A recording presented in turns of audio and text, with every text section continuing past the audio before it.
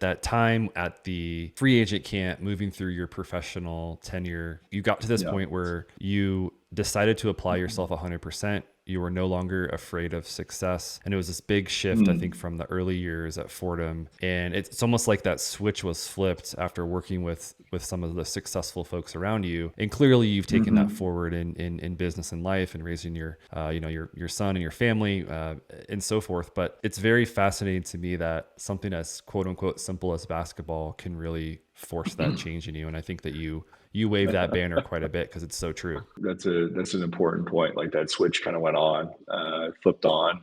Whereas I think there was a many years of my life I was afraid. Afraid of success. I think I had been told from such a young age that I was going to be this amazing prodigy in basketball, this amazing basketball player that I was. Some part of me was holding back, right? Because if I didn't give 100%, then I always knew I could do better, right? Or I'd have some excuse, right? And so at some point, I recognize you have to recognize that and I think it really does have a lot to do with who you're surrounded by, right? If you're surrounded by people who are working towards big goals that really care about making an impact on our society and our culture, I think you're much more likely to step up, right, and to find ways to add value to others, but and to discard those excuses, those limiting kind of thoughts Mm. that hold us all. I mean, everybody suffers from it.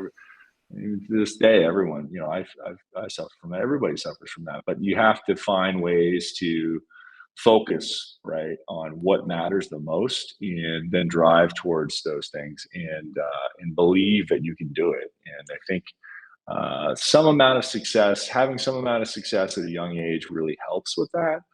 But anybody can do it if you just drive a little further, a little bit, just put a little more effort in. If you just commit a little bit more every day to try to get better, try to improve, you can get there. I think but it's just a matter of having just a little bit of that taste of success and knowing that you deserve it and you work for it and you own that success, right? It's a difference between owning success and walking into it, right? And I think that's the difference between successful entrepreneurs and people who kind of try a little this, a little that, and nothing ever kind of works out for Mm. them. I think it's a mindset thing. So I feel fortunate to have learned some of those lessons.